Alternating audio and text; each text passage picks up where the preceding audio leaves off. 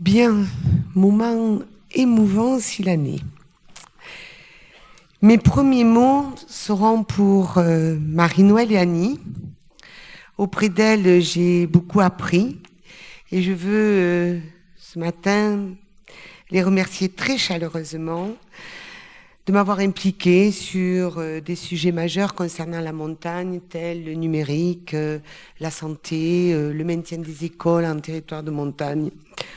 En tout cas, merci à toutes les deux, merci de votre soutien et vraiment je vous en suis très reconnaissante. Et puis, si j'avais pas bien compris les leçons, je peux vous assurer quand je rentrais en circonscription, j'avais le professeur du soir qui se chargeait des révisions et je salue Chantal aussi qui est dans la salle, Chantal Robin-Rodrigo qui a été aussi présidente de l'ANEM et je l'associe aussi à ces remerciements. Bien sûr, ces remerciements, ils sont pour vous tous.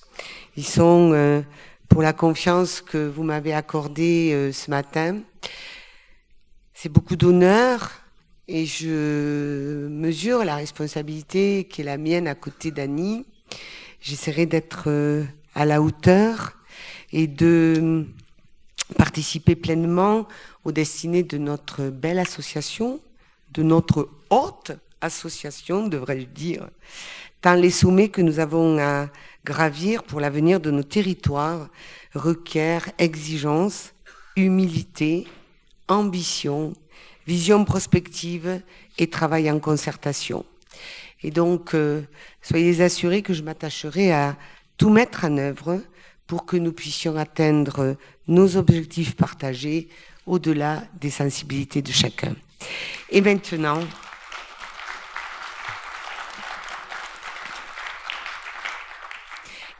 je vais lire les motions, mais comme on est un peu contraint, je ne vais pas rappeler tous les attendus, mais je vous lirai in extenso les résolutions que nous allons prendre. Pour ce qui concerne donc la première, pour le respect de l'acceptabilité sociétale en matière de grands prédateurs, a été rajoutée dans les attendus cette phrase affirmant que les récentes réintroductions d'ours slovènes dans les Pyrénées relèvent du déni de démocratie et traduisent une perte de pouvoir alarmante des élus sur leur territoire. Je crois que c'était important, mais vous avez entendu le préfet Morvan. J'espère que ça va changer. Alors, l'Association nationale des élus de la montagne demande au gouvernement d'entendre et de respecter la parole portée par les élus qui traduit l'intérêt général des populations locales et qui a une légitimité à être prise en compte, de rétablir une véritable concertation sur la question des prédateurs, de s'abstenir, s'agissant de l'ours, de toute nouvelle réintroduction tant que le dialogue n'est pas restauré afin de respecter l'obligation d'acceptabilité sociale. De mettre davantage à contribution les financements en provenance du ministère d'État de la transition écologique et solidaire. De défendre au niveau de l'Union européenne une nouvelle approche en matière de grands prédateurs avec une logique de régulation afin de tenir compte des perturbations qu'ils génèrent sur le secteur de l'élevage montagnard ainsi qu'une révision du classement de ces espèces au regard de la Convention de Berne et des annexes de la directive Habitat. Deuxième motion, pour une accessibilité pleine et entière des territoires de montagne. L'Association nationale des élus de la montagne demande le respect des engagements par l'État concernant le calendrier de réalisation des travaux décidés et votés. L'amélioration de la mobilité quotidienne à l'intérieur des massifs en fluidifiant la circulation et l'acheminement des marchandises. L'accès par des différents modes à l'ensemble des territoires de montagne. L'application différenciée de la limitation de vitesse à 80 km/h selon la dangerosité des routes secondaires. Et merci Vincent. Voilà, parce que c'était aussi une PPL de Vincent Decoeur. La sauvegarde des petites lignes ferroviaires et des gares TGV de montagne. L'amélioration des conditions d'accès aux stations de ski en facilitant le franchissement des cols et le dernier kilomètre dans les mêmes stations. Troisième motion. Pour des services de santé réellement accessibles.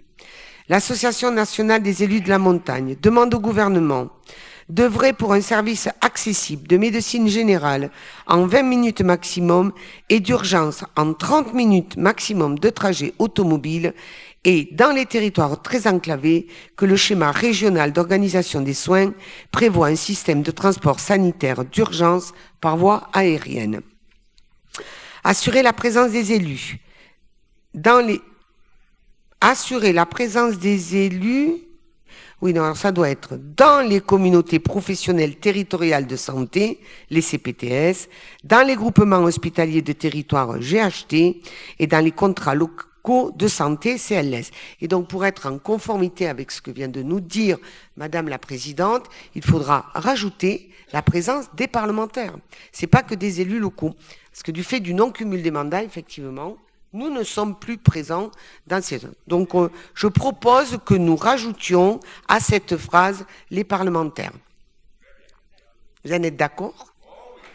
Bien.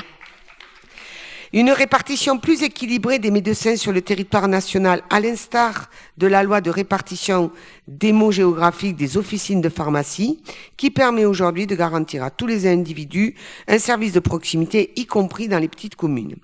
Une affectation des praticiens territoriaux de médecine générale prioritairement dans les territoires de montagne sous-dotés, un assouplissement du cahier des charges pour l'installation de maisons de santé pluridisciplinaires, notamment l'obligation d'au moins 2 médecins généralistes et d'un professionnel paramédical pour bénéficier des aides de l'ARS.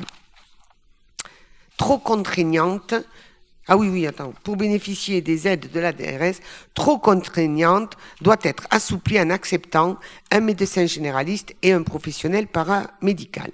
Le maintien d'un réseau hospitalier de proximité en montagne pour conserver certaines spécialités chirurgicales du fait d'une population multipliée par 5 ou 6 l'hiver et ou l'été, d'activités sportives à risque, de l'exposition à des intempéries, à des catastrophes naturelles. Je rajouterai à une activité cultuelle, parce que Lourdes est aussi en zone de montagne, et il y a bien 5 ou 6 millions de pèlerins par an, et nous avons besoin de conserver notre hôpital. Bon, tous ces éléments exigent une limitation du temps de transport. Bien, et puis c'est une radicale qui vous le dit, hein. C'est un trait d'humour. Bien, la dernière, pour une vraie solidarité financière en faveur de la montagne, l'Association nationale des élus de la montagne demande une réforme de la DGF avec prise en compte de la spécificité de montagne à travers des critères de répartition incontestables comme l'altitude, la superficie, la longueur de voirie et l'importance des ouvrages d'art. La rémunération des territoires à haute valeur environnementale avec la création d'un parcours particulier au sein de la DGF, d'un concours particulier au sein de la DGF. Le retrait des FDPTP des variables d'ajustement pour ne pas pénaliser davantage les territoires les plus défavorisés. La soutenabilité du FPIC afin de préserver les capacités d'investissement des collectivités locales, notamment des stations de sport d'hiver et des zones frontalières. Le maintien des tarifs réduits de la taxe intérieure de consommation sur les produits énergétiques, TICPE, dont bénéficie notamment le gazole non routier, GNR, dit fuel rouge, utilisé pour le déneigement des routes et le damage des pistes. Et donc, comme nous n'y sommes pas arrivés dans la nuit de mardi à mercredi à l'Assemblée nationale, il va y avoir le Sénat. Voilà. Et donc, en deuxième lecture, nous y serons. Voilà, merci beaucoup.